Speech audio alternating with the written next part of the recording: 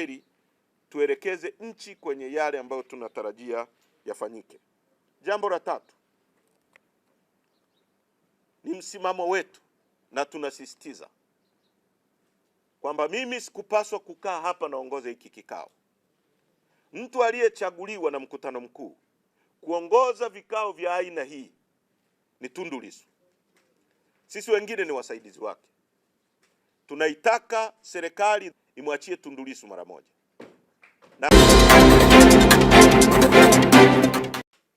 Ambao umeonyesha katika kipindi kigumu ambacho tumepitishwa.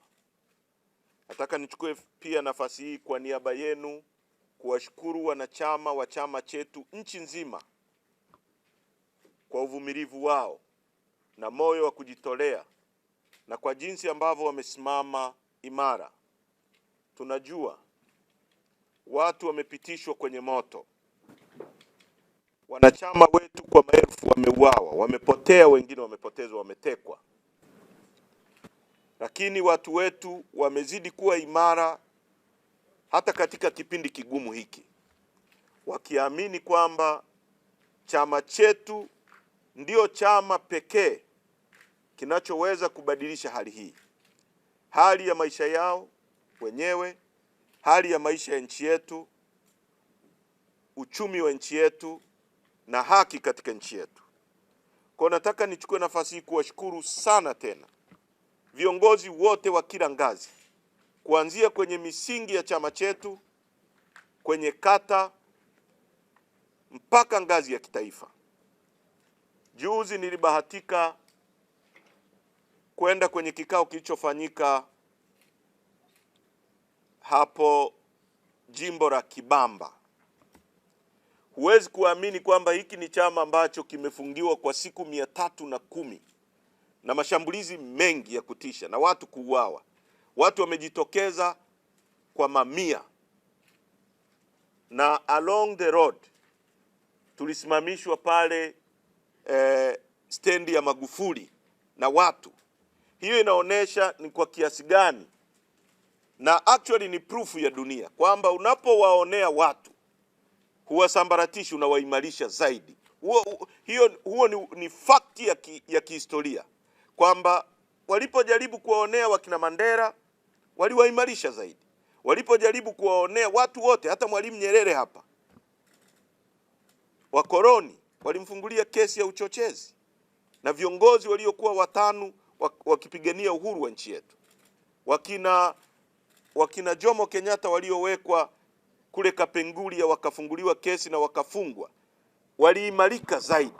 Kwa hiyo nataka niseme chama chetu kimeimarika zaidi katika kipindi hiki, na hizo pongezi zenu zote ni kwenu viongozi kwa resilience, kwa sababu mngesambaratika nyie viongozi wa kamati kuu, pengine tusingekuwa na chama. Na hilo ndilo wanalotaka, kwamba tusambaratike, watu wakimbie. Watu wanapomwona katibu mkuu anajitokeza katikati ya vitisho, wanapomwona manaibu katibu wakuu, wanapowaona wajumbe wa kamati kuu, wanapomwona Boni hajayumba, Sugu hajayumba, Brenda yupo, anatoa matamko kila wakati, watu wanaimarika. Kwa hiyo nawapongeza sana.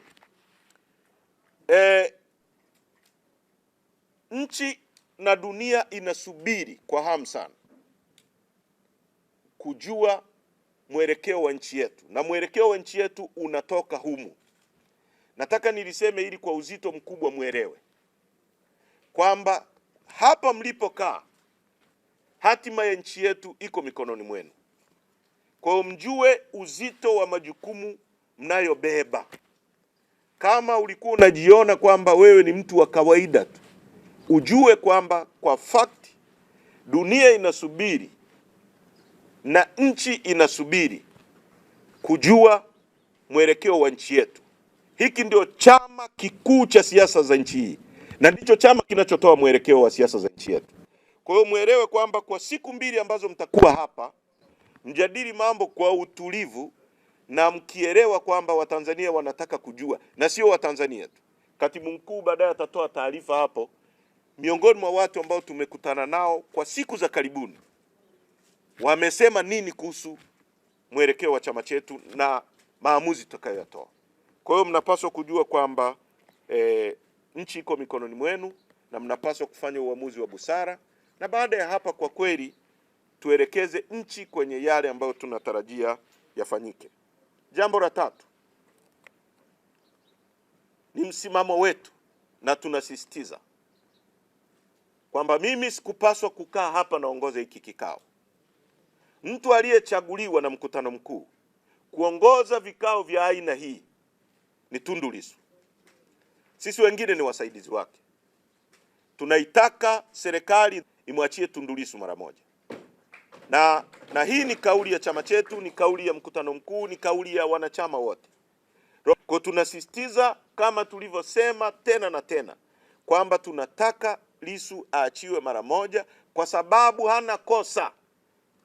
Justice delayed is justice denied.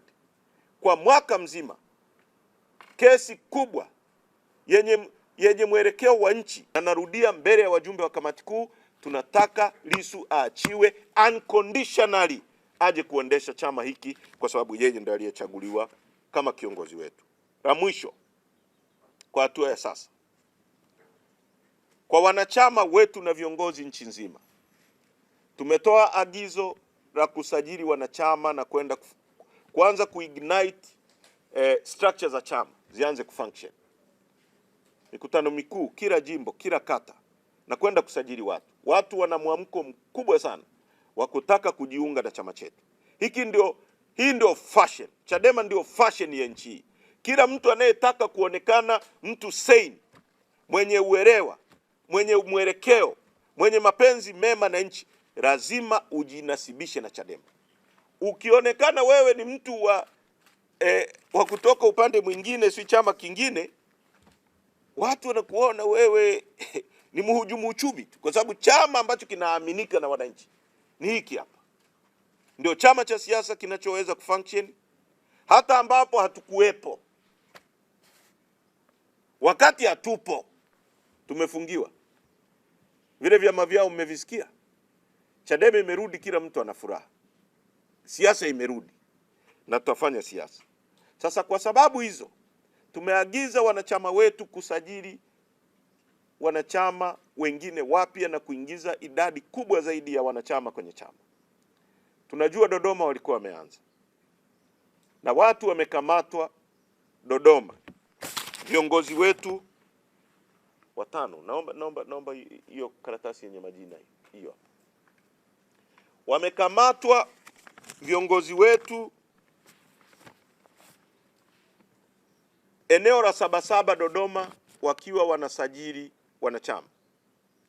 Chama hiki hakina zuio la aina yoyote la kufunction na kufanya kazi zake. Tunajua kumekuwa na utaratibu Dodoma hasa wa kujaribu kuzuia chama chetu, hata tulipofanya mkutano mkubwa sana uliotisha pale Dodoma.